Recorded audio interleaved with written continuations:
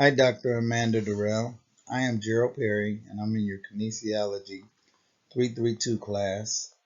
Today, I will be presenting to you my critical assignment on gait development. I would like to wish you a Merry Christmas and a Happy New Year. With that being said, I will begin my presentation. First, I would like to show you a brief overview of the gait cycle. I will explain the gait cycle in depth throughout this presentation, beginning with the initial contact all the way through terminal swing. We will also look at developmental levels of gait across each cycle. Now let's look at the early childhood. I will look at some changes in gait among early childhood according to the Haywood. People can become more stable when they ambulate by increasing their base of support. For the younger kid in the example, the base of support was very wide and his stride length is very wide too. Just look at the second picture. You can see how far apart his legs are, but this is normal because he is putting his emphasis on trying to balance. When you have a wider base of support, your gait is not as effective.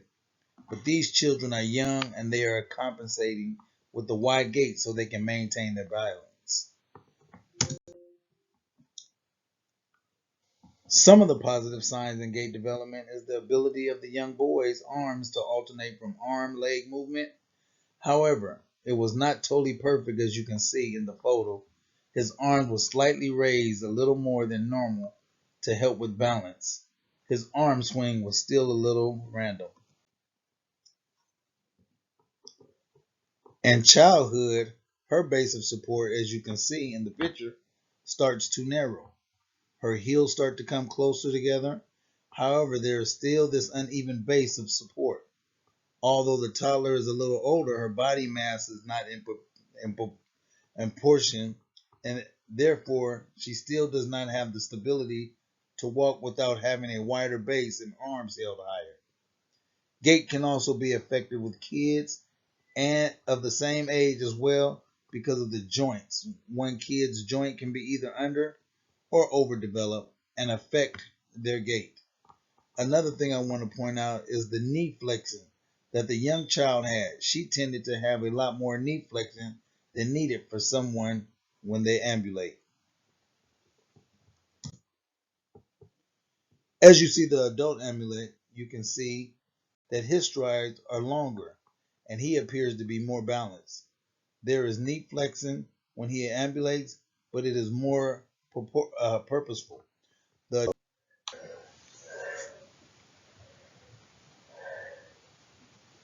In this slide, the older adult has a narrow base of support.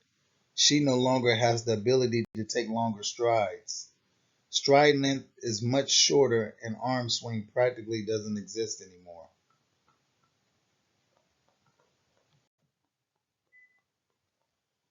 Now let's talk about base of support. Base of support becomes more efficient over time and steadily decreases in older adults. So as we talk about the child having his feet spread too far, her base of support was better but kind of awkward and inconsistent depending on what motion she was in. Then his was very purposeful and the older adult base of support of weak and quite fragile and kind of like the child focusing more on balance.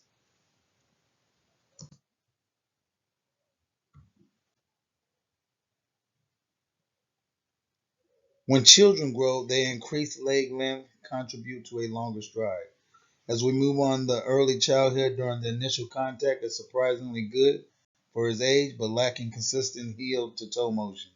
She makes contact with heel first in some, but not all of her steps. She is mostly flat footed when she begins to transition between initial contact and loading response. So the initial contact stage of childhood and early childhood, we saw that to maintain balance when they begin walking, they keep their feet wide apart. During the adulthood, we see no indication of a wide stance on initial contact. In older adulthood, it becomes much more flat-footed to help with stability and balance with very little transition between initial contact and loading. Let's go on to mid stance now. During early childhood mid stance, he seems to be well developed for his age and is showing signs of a normal stance at this stage. The childhood mid stance normally develops changes in their walk about the age of 4, and we are seeing this in an example of mid stance. Let's go into mid stance for adults. During the mid stance in a healthy adult, this phase takes a longer time than the less developed childhood gait. During this single support phase, the supporting leg is firm but relaxed at the same time. The biggest difference is the knee bending just enough to stay relaxed but also keep the leg straight enough to walk efficiently. The mid stance in older adulthood becomes shorter and somewhat stunted.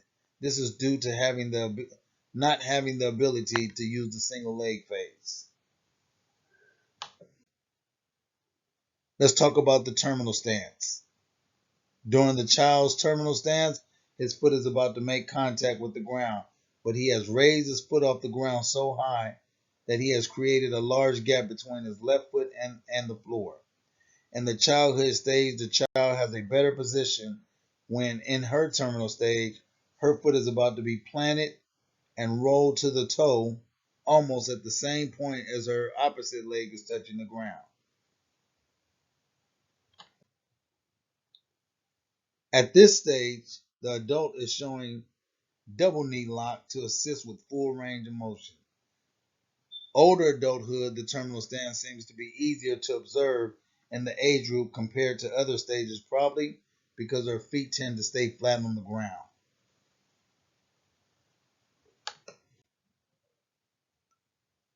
Between the pre-swing and initial swing stage, the child does not seem to go into double knee lock. The younger child sticks his front leg forward and almost falls onto the foot rather than gradually bringing the foot down. The child uses more energy than she needs because of the bend in her knees and ankles at this stage, and her length of stride is too short.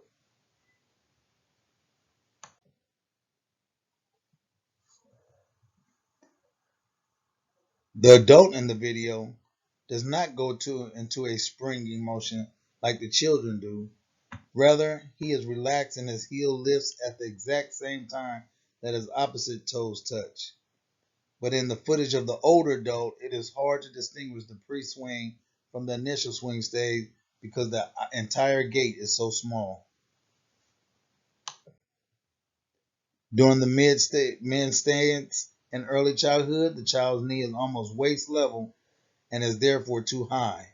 And at the childhood stage, you can see relaxed and mostly balanced transition between both phases.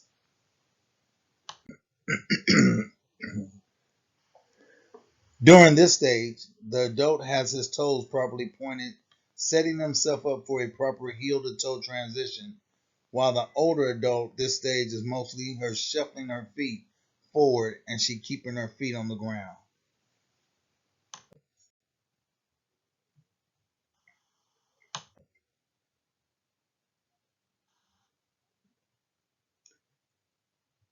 Abnormalities in early childhood. One of the main abnormalities I saw was high raising of the knees.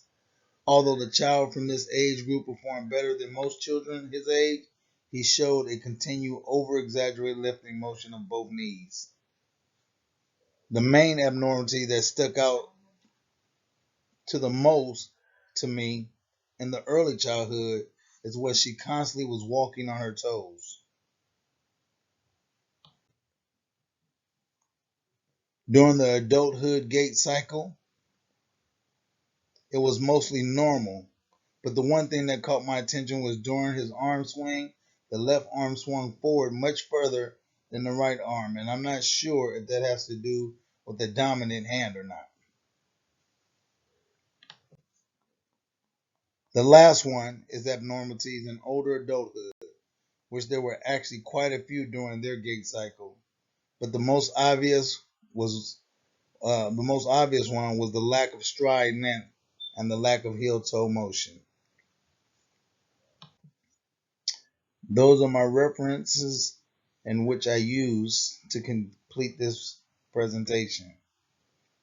Thank you. and I appreciate it. This completes my presentation.